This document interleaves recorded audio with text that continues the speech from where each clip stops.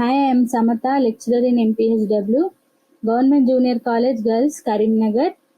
This is the Health Center Management subject. It is paper 3 in MPHW group. In these subjects, we are having 9 units. It contains management definition, health center maintenance, the staffing pattern, indenting, records and reports, community activity plans, various programs, healthcare delivery systems, coordination and staff development. These are the 9 units covered in health center management. As the management is the big subject, here we are knowing only how to manage a health center. As a MPHW female, she has to know everything in this management. Management అనేది నిర్వహణ. ఇందులో మనం ఈ subject అనేది 3వ subject, ఎంపీహెచ్డబ్ల్యూలో 3వ subject. ఇందులో 9 యూనిట్లు ఉంటాయి. ఈ 9 యూనిట్లో ముఖ్యంగా మనకు మేనేజ్మెంట్ గురించి ఒక అవగాహన కలుగుతుంది ఫస్ట్ యూనిట్లో.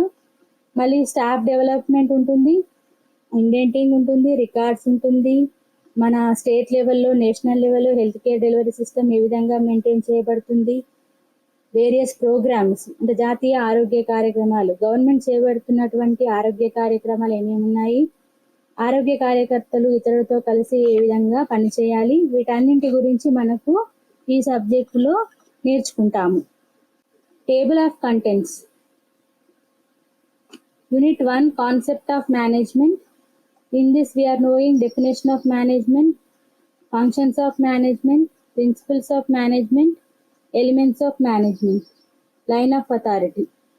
ఈ యూనిట్ 1లో మనం కాన్సెప్ట్ ఆఫ్ మేనేజ్మెంట్ గురించి నేర్చుకుంటాము. ఇందులో మనకు నిర్వహణ యొక్క నిర్వచనము, సూత్రాలు మరియు ఫంక్షన్స్ గురించి నేర్చుకుంటాము, విధులు మరియు అంశాల గురించి నేర్చుకుంటాము, మరియు లైన్ ఆఫ్ అథారిటీ అనగానేమి. సో ఈ టేబుల్ ఆఫ్ కంటెంట్స్లో మనకు టోటల్గా కాన్సెప్ట్ ఆఫ్ మేనేజ్మెంట్ గురించి ఈ టాపిక్స్ అన్ని మనము నేర్చుకుంటాము. First unit concept of management. Actually what is management? According to Henri Fayol, management is the process of realizing organizational goals by the people who manage an organization. Management is the process of realizing organizational goals. Each organization is having some goals. The people has to work for it and reach the organizational goals. Henri Fayol ప్రకారం management అనేది organisation గోల్స్ను అందులో పనిచేసేటువంటి ప్రతి వ్యక్తులు కూడా సాధించగలగాలి. According to Mary Parker, it is an art of getting things done through people. It is an art. The leader has having some art. He is managing the people to do the work. That means ఇందులో Mary Parker ప్రకారం ఇది ఇతరులతో పని చేయించి లక్ష్యాలను సాధించడం. అంటే ఒక వ్యవస్థీకృత సమూహంలో ఇతరులతో పని చేయించి లక్ష్యాలను సాధించడాన్ని మేనేజ్మెంట్ అని అంటారు. ఈ మేనేజ్మెంట్ యొక్క నిర్వచనాలను మనం తెలుసుకున్నట్లయితే క్లియర్గా మనకి అర్థమవుతుంది. Next coming to the functions of management.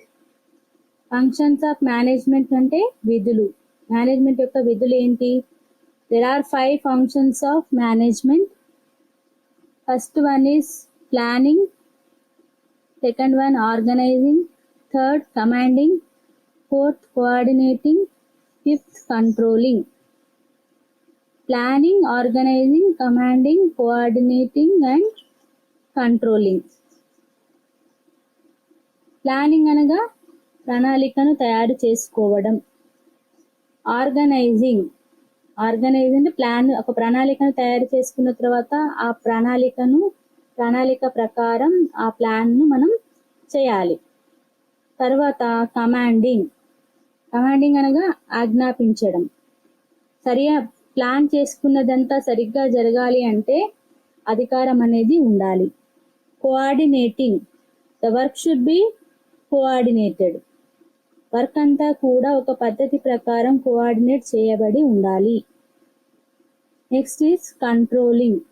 టోటల్గా వర్క్ను మొత్తం ఒక లీడరు వర్క్ను మొత్తం కంట్రోల్ చేయాలి. అప్పుడే లక్ష్యాలను సాధించగలం. It is also called as creative problem solving. ఒక ప్రాబ్లంను సాల్వ్ చేయాలి అంటే ఒక ప్రణాళికాబద్ధంగా మనం ఈ డయాగ్రామ్లో చూసినట్లయితే ఈ విధంగా ఉంటుంది. ప్లానింగ్ చేయాలి, ఆర్గనైజ్ చేయాలి, కమాండింగ్ చేయాలి, కంట్రోల్, కోఆర్డినేటింగ్ అండ్ కంట్రోలింగ్. ఒకవేళ చివరికి కంట్రోల్ చేసినా కూడా లక్ష్యాలను సాధించలేనట్లయితే మళ్ళీ మనం తిరిగి ప్లాన్ను ప్రిపేర్ చేసుకోవాలి. ఇది ఒక సైకిల్ లాగా ఉంటుంది. ఇవి మేనేజ్మెంట్ యొక్క ఫంక్షన్స్, అంటే మేనేజ్మెంట్ యొక్క విధులు. Next 14 principles of management. There are 14 principles we have to follow in management, such as division of work, authority and responsibility, unity of command, unity of direction, equity, order, discipline, initiative, fair remuneration, stability of tenure, scalar chain, subordination of individual interest to general interest, esprit de corps, centralization and decentralization. Number 1, division of work. The work should be divided to all the subordinates by the management. అనగా వర్క్ని మొత్తం, అంటే చేయవలసిన పనిని మొత్తం కూడా ఆ సంస్థలో పనిచేసేటువంటి అధికారులందరికీ అప్పగించాలి, అందరికీ సమానంగా పంచాలి. Number 2, authority and responsibility. If the authority is given, the person feels more responsible to do the work. అంటే పని మనం ఇచ్చినప్పుడు వారికి అధికారం కూడా ఇస్తే వాళ్ళు బాగా రెస్పాన్సిబుల్గా, అంటే బాధ్యతగా వ్యవహరిస్తారు. Third one is unity of command. Unity of command means it is a principle of only one boss. సంస్థలో ఒక అధికారి ఉన్నట్లయితే వర్క్ అంతా కూడా సక్రమంగా జరుగుతుంది. Unity of direction. The work should be directed in one to achieve the organizational goals. అంటే organisation వ్యవస్థ యొక్క లక్ష్యాలను సాధించే విధంగా మన యూనిటీ, అంటే ఆ డైరెక్షన్ అనేది, ఆ పద్ధతి అనేది తయారు చేయబడి ఉంటుంది. Next one is equity. Equity means all the employees must be treated equally. అందరినీ కూడా, సంస్థలో పనిచేసే అందరినీ కూడా సమానంగా చూడాలి. The next one is order. The order should be given by only one person because to avoid confusion to the subordinates. Order అనేది కూడా, అంటే ఉత్తర్వులు ఇచ్చే వాళ్ళు కూడా వాళ్ళు ఒక్కరే ఉండాలి. దీనివలన ఎంప్లాయీస్ మధ్యలో ఎటువంటి కన్ఫ్యూజన్ అనేది ఉండదు. Next one is discipline. Discipline means obedience and sincerity of the workers to achieve the organizational goals in time. Discipline అనేది వినయ విధేయతలు కలిగి ఉండడం, అంటే ప్రతి ఒక్క ఎంప్లాయీ కూడా వినయ విధేయతలని కలిగి ఉండాలి. Next one is initiative. Initiative means coming forward to complete the work given by the officers. Means ఇందులో ఇనిషియేటివ్ అనగా ముందుకు రావడం, పని చేయడానికి ముందుకు రావడం, ఇంట్రెస్ట్ని కలిగి ఉండడం. Fair remuneration. Fair remuneration is the employee should be given fair remuneration means salary. The salary should be given according to the cadre or talent of the employee. అంటే పనికి సమానమైన వేతనం.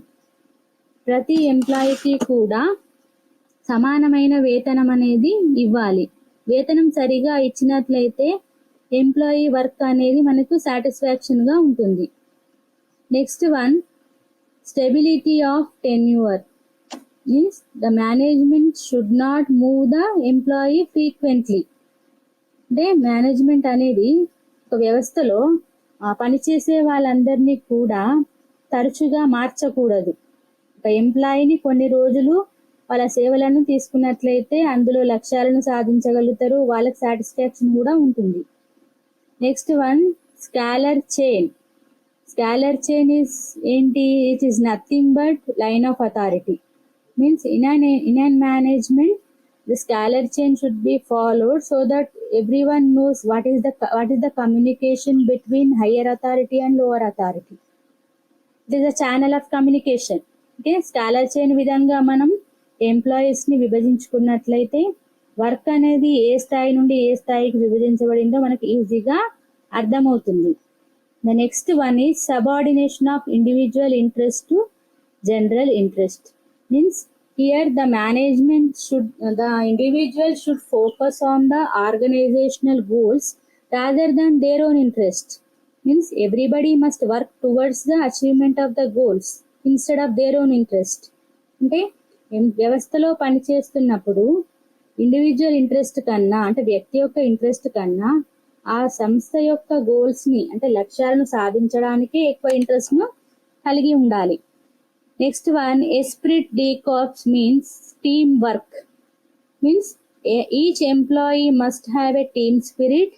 Everybody should be working with the team only to achieve the organizational goals with proper communication. అంటే జట్టుగా, అంటే అందరూ కలిసి ఒక జట్టులాగా, క్యాడర్కి సంబంధించిందే కాకుండా అందరూ కలిసి జట్టులాగా ఆర్గనైజేషన్ యొక్క గోల్స్ ని, లక్ష్యాలను సాధించడానికి టీమ్ వర్క్ ని కలిగి ఉండాలి. The last one is centralisation and decentralisation. Means here the work is divided by the central authority, that means the top level authority, and all the work is completed by all the work is shared to the lowest people. This is called decentralization. అంటే అధికారి మొత్తం work ని divide చేసి ఇచ్చినా కూడా అందులో సంస్థలో పనిచేసే వాళ్ళందరూ కూడా కలిసి ఆ పనిని కంప్లీట్ చేయాలి. These are the 14 principles of management. 14 సూత్రాలు ప్రతి వ్యవస్థలో కూడా మనకి ఉంటాయి. Next, coming to the elements of management. These are the elements known as అంశాలు. తెలుగులో వీటిని అంశాలు అని అంటారు. మేనేజ్మెంట్ లో మనం కొన్ని అంశాలు చూసుకోవాలి. సో ఏ అంశాలు చూసుకోవాలి సరిగ్గా మేనేజ్మెంట్ చేయాలి అంటే, number 1, create a plan with specific goals and values.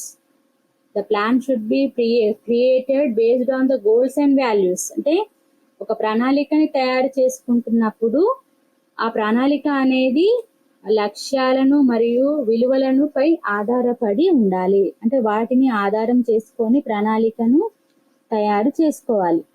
Next one, allocation of resources in relation to budget and priorities. Means resources are nothing but man power, money and material. These resources we have to be planned based on the budget, means based on the finance and the needs of the management. Means allocation అంటే ఏంటి? వనరులను. Resource అనగా వనరులు. ఈ వనరులు అయితే ఏవైతే ఉంటాయో, వనరులు అంటే మేనేజ్మెంట్ ను సరిగా నడపాలి అంటే స్టాఫ్ ఉండాలి, మనీ ఉండాలి, మెటీరియల్ ఉండాలి. వీటిని రిసోర్సెస్ అని అంటారు. ఈ రిసోర్సెస్ ని మనము దేనిపైన ఆధారపడాలి? మనకు కావలసిన నీడ్స్, అవసరాన్ని బట్టి మరియు బడ్జెట్ అంటే మనీని బట్టి ప్రిపేర్ చేసుకోవాలి. Next one is manage people to get desired results. The people in the organization must be manage so that we will get a good results. అంటే వ్యవస్థలో పనిచేసేటువంటి స్టాఫ్ ని కూడా ప్రాపర్గా మనం మేనేజ్ చేసినట్లయితేనే మనకు కావలసినటువంటి రిజల్ట్ అనేది వస్తుంది. Next one, analyse data after collecting useful data. Data అనగా సమాచారం. సమాచారాన్ని మనం సేకరించినప్పుడు ఆ సమాచారం సరి అయినదా లేదా చెక్ చేసుకోవాలి. Next one is make decision and take action regularly. Decision అనగా నిర్ణయం. డేటా అంతా సరిగా చూసుకున్న తర్వాత ఆ డేటా కరెక్ట్ గా ఉన్నప్పుడు మనం యాక్షన్ అనగా నిర్ణయాన్ని సరిగ్గా తీసుకోవాలి. Improve process by adjusting plans targets as needed. అంటే ఈ ప్రాసెస్ అంతా కూడా డేటా అన్ని చెక్ చేసుకున్నా కూడా ఒక్కొక్కసారి మనం ప్లాన్ని మళ్ళీ తయారు చేసుకోవాల్సి వస్తుంది. ఎందుకంటే మన ఆర్గనైజేషన్ యొక్క లక్ష్యాలను సాధించడానికి ఒక్కొక్కసారి మనం లక్ష్యాలను సాధించలేనప్పుడు తిరిగి మనం ప్లాన్ని మళ్ళీ ప్రిపేర్ చేసుకోవాలి. మళ్ళీ బడ్జెట్ని బట్టి, ప్రయారిటీస్ని బట్టి, గోల్స్ని బట్టి డేటా అంతా మళ్ళీ రెడీ చేసుకొని మళ్ళీ ప్లాన్ చేసుకోవాలి. The last one is communicate result to all the employees from top to bottom. Means whatever results we are getting end of the planning, organizing and controlling, the result must be informed to all the employees who are working from the top level to bottom level. అంటే మనం ఆర్గనైజేషన్లో లక్ష్యాలను సాధించిన తర్వాత ఆ లక్ష్యాలను మనం ఎంతవరకు సాధించాము అన్న విషయాన్ని ఆ సంస్థలో పనిచేసేటువంటి ప్రతి ఒక్కరికి కూడా మనం ఇన్ఫర్మేషన్ అంటే మనం తెలియపరచాలి. These are the elements of management. అంశాలు, మేనేజ్మెంట్ యొక్క అంశాలు. ఈ అంశాలను మనం తెలుసుకున్నట్లయితే మేనేజ్మెంట్ అనేది సరిగ్గా మనం నిర్వహించవచ్చు. The next one is line of authority. Line of authority is A hierarchical form of authority or chain of command. Here we will see the logo. Here it is a hierarchical form, means higher authority to the lower authority, how the people are arranged according to their positions and responsibilities. It is very important to know that the line of authority in the matters of to whom is accountable, one to identify the channel of communication, areas of responsibility, organizational relationship. Means here in the line of authority we know who is accountable, means who is more responsible, who is higher authority, who is the lowest authority, what work they are doing actually, what is their position in the office, who is giving the commands, who is properly communicating, what is the relationship between these persons. అంటే line of authority అనేది ఒక chain లాగా ఉంటుంది. మనం ఏ వ్యవస్థలో తీసుకున్నా కూడా line of అథారిటీలో మనకు పై స్థాయి అధికారుల నుండి కింది స్థాయి అధికారి వరకు వాళ్ళ యొక్క పొజిషన్ ఏంటి, వాళ్ళ యొక్క కమ్యూనికేషన్ ఏంటి, వాళ్ళ మధ్యలో ఉన్న కమ్యూనికేషన్ ఏంటిది, ఎవరు అధికారులు, ఏ అధికారి ఉత్తర్వులు జారీ చేస్తున్నారు, ఏ అధికారులు ఏ పనులు చేస్తున్నారు, ఎవరు మోర్ రెస్పాన్సిబుల్గా బాధ్యతలుగా ఉంటున్నారు, ఏ పనిని ఎవరు నిర్వహిస్తున్నారు అనేది మనకు ఈ లైన్ ఆఫ్ అథారిటీలో మనకి క్లియర్గా తెలుస్తుంది. అంటే ప్రతి ఒక్క వ్యవస్థలో కూడా లైన్ ఆఫ్ అథారిటీ అనేది ఉంటుంది. ఈ లైన్ ఆఫ్ అథారిటీ ఉండడం వలన ఎటువంటి కన్ఫ్యూజన్ లేకుండా కూడా పనులన్నీ సక్రమంగా మనకి జరుగుతాయి. So line of authority is a, as I told, it is a hierarchical form. It is from higher authority to the lower authority. The next one, the example of line of authority. Example I took it is for college. So in our college we are having number one, here we can see the principal. Principal means principal sir. Under the principal sir we are having teaching staff, non-teaching staff and supporting staff.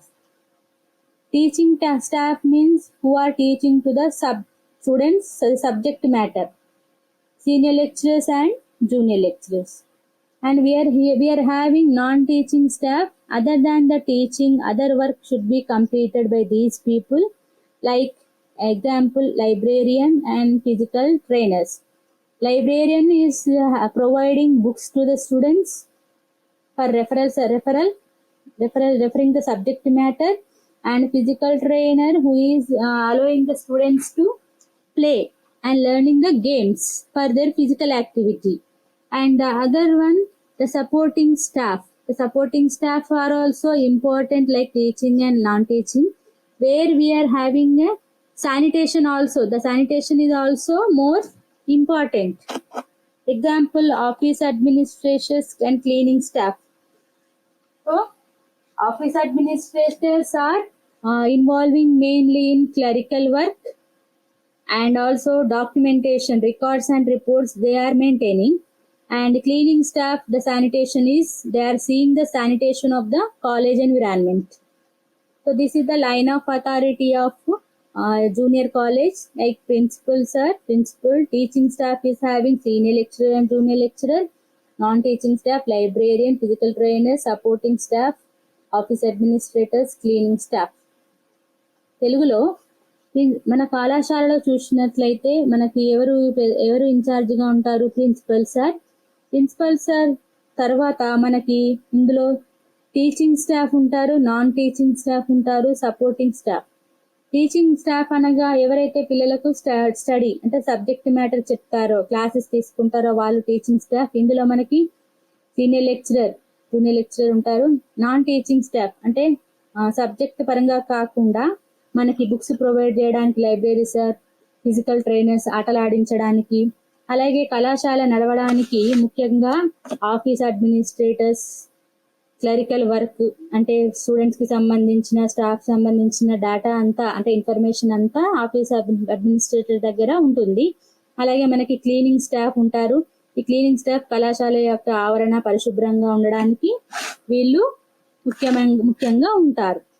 ఇది మనకి line of authority ఒక కాలేజ్లో అంటే ఒక educational వ్యవస్థలో తీసుకున్నట్లయితే మనకి line of authority అనేది ఈ విధంగా ఉంటుంది. నెక్స్ట్ మనకి there are some questions. In this we will see actually we are getting only one question, that is 2 marks in this syllabus, in this first unit, that are define management, list out principles of management, what are the elements of management. The next one is what is line of authority. Questions అంటే ప్రశ్నలు. మనకి ఈ unit నుండి, ఇది చాలా చిన్న unit కాబట్టి ఈ యూనిట్ లో మనం ఓన్లీ మేనేజ్మెంట్ గురించి అవగాహన మాత్రమే నేర్చుకుంటున్నాం, కాన్సెప్ట్స్ మాత్రమే నేర్చుకుంటున్నాం. మనం 4 కాన్సెప్ట్స్ గురించి నేర్చుకున్నాము కాబట్టి మనం ఈ యూనిట్ లో 4 చిన్న ప్రశ్నలు మాత్రమే మనం చదువుకోవాలి. ఇందులో ఒకటి మాత్రమే వస్తుంది ఫైనల్ ఎగ్జామ్స్ లో. అవి ఏంటి? మేనేజ్మెంట్ అనగానేమి, మేనేజ్మెంట్ యొక్క సూత్రాలను మనం లిస్ట్ అవుట్ చేయాలి. అంటే సూత్రాల హెడ్డింగ్స్ మాత్రమే రాస్తే సరిపోతుంది.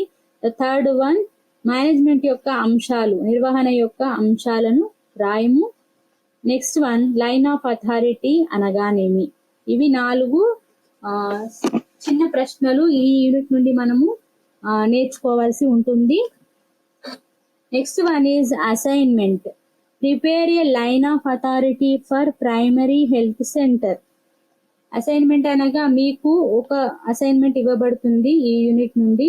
అది లైన్ ఆఫ్ అథారిటీ. మనం ఒక ప్రాథమిక ఆరోగ్య కేంద్రంలో, ప్రైమరీ హెల్త్ సెంటర్ లో అంటే ప్రాథమిక ఆరోగ్య కేంద్రంలో లైన్ ఆఫ్ అథారిటీ ఏ విధంగా ఉంటుందో మీరు ఒక అసైన్మెంట్ ని తయారు చేయాలి. అసైన్మెంట్ అంటే మీకు హోంవర్క్ అనమాట. ఈ హోంవర్క్ లో ఏం చేస్తున్నారు మీరు? ప్రాథమిక ఆరోగ్య కేంద్రంలో స్టాఫ్ ఉంటారు కదా, స్టాఫింగ్ ప్యాటర్న్ ఏ విధంగా ఉంటుంది, ప్రాథమిక ఆరోగ్య కేంద్రంలో ఎవరు, ఏ అధికారులు ఏ విధంగా విభజించబడి ఉంటారు, దానికి ఇన్ఛార్జ్ ఎవరు, సబార్డినేట్స్ అనేది మీరు ఇందాక నేను కళాశాలలో చెప్పినట్టుగా అదే ఫార్మాట్ లో మీరు అసైన్మెంట్ ను ప్రిపేర్ చేసి మీ టీచర్ కి సబ్మిట్ చేయాలి అందరూ కూడా. ఓకే, సో మనం ఈరోజు ఏం చూసాం? Today we have seen regarding the concept of management. In this concepts we are having only 4 concepts, that is definition. So what is management? Management is the art of getting things done through other people. And here we have seen the 14 principles of management, such as division of work, authority and responsibility, unity of command, unity of direction, order, equity. Like this we have seen 14 principles, and there are some of the elements such as planning should be prepared on the budget and goals, and we have to collect the data, analyze the data. Again we have to prepare the plan, and all the results must be communicated to all the employees. And we have seen the line of authority. It is a hierarchical form of authority, where we can see one who is responsible, who is accountable for line of authority, and what is the communication between the people. And we have seen the example for line of authority in educational institution. These are the 4 topics which are covered in this unit. And here actually why we have to know the concept of management for this MPHW student means, as we are working, as the MPHW staff is working in the sub center level, each staff must know what is the management and line of authority for the effective management of the institution. Means when the MPSW is working in the PHC or sub-center, she should know how to manage the people and material, how to manage or how to have a communication relationship with the employees, and how the communication is going on, that is line of authority. She should know what are the principles so that she can manage the health center effectively. Means మనం ఈ యూనిట్లో ఈ concept of మేనేజ్మెంట్లో మనం management అనగా ఒక కళ. అంటే మేనేజ్మెంట్ అనేది ఇతరులతో పని చేయించి లక్ష్యాలను ఎలా సాధించాలి అని మేనేజ్మెంట్ అనగా ఏంటో నేర్చుకున్నాము. అలాగే 14 సూత్రాలు అంటే ఆర్డర్ ఎలా పాస్ చేయాలి, అందరినీ ఎలా సమానంగా చూడాలి, వర్క్ని ఎలా డివైడ్ చేయాలి, ఒకరే బాస్ మాత్రమే ఉండాలి, స్కాలర్ చైన్ అనేది ఉండాలి, సెంట్రలైజేషన్ ఉండాలి. ఇలా మనం 14 ప్రిన్సిపల్స్ని నేర్చుకున్నాము. మరియు ఇందులో కొన్ని అంశాలు అనగా మేనేజ్మెంట్ని ఏ విధంగా మనం ఎలా ప్లాన్ చేసుకోవాలి, బడ్జెట్ని బట్టి ప్లాన్ చేసుకున్న దాంతా కూడా డేటా అనలైజ్ చేయాలి, సమాచారాన్ని సేకరించిన తర్వాత రిజల్ట్స్ అన్నీ కూడా అందరితో పంచుకోవాలి ఎఫెక్టివ్ మేనేజ్మెంట్ ఉండాలంటే. అలాగే మనం లైన్ ఆఫ్ అథారిటీ అంటే ఒక వ్యవస్థలో లైన్ ఆఫ్ అథారిటీ ఏ విధంగా ఉంటుంది, అందులో పై స్థాయి అధికారం నుండి కింది స్థాయి అధికారుల వరకు ఏ విధంగా విభజించబడి ఉంటారు, ఇవన్నీ కూడా మనం ఒక ఎగ్జాంపుల్ తీసుకొని ఒక కళాశాలలో అయితే లైన్ ఆఫ్ అథారిటీ ఏ విధంగా ఉంటుందో తెలుసుకున్నాము. అదేవిధంగా మీకు ప్రైమరీ హెల్త్ సెంటర్లో ఏ విధంగా లైన్ ఆఫ్ అథారిటీ ఉంటుందో కూడా అసైన్మెంట్ అనేది ఇవ్వడం జరిగింది. ఓకే, సో ఇది మనకు కాన్సెప్ట్ ఆఫ్ మేనేజ్మెంట్ ఫస్ట్ యూనిట్లో ఉంటుంది. థ్యాంక్ యూ, కృతజ్ఞతలు.